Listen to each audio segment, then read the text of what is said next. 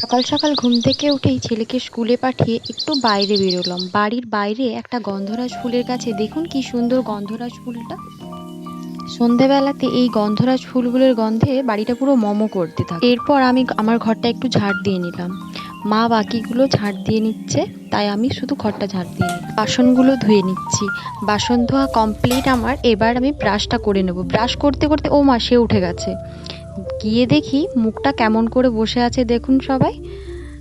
তার আবার mood of হয়ে গেছে নাকি ঘুম থেকে উঠে। এরপর চায়ের জন্য একটু জল বসিয়ে নিলাম। আজকে চা দিয়েই দিনটা শুরু করলাম। নুনটা ধরিয়ে ভাতটা বসিয়ে নিলাম। এরপর এঁচোড় কাটতে হবে।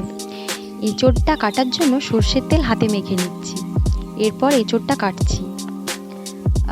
এঁচোড় কাটতে আমি টুকটাক পারি, খুব ভালো করে পারি না। এই যে এঁচোড়গুলো কাটা হয়ে গেছে। এরপর মা চিংড়ি মাছগুলো ছাড়াচ্ছে। আজ হবে এঁচোড় চিংড়ি অনেক দিন পর।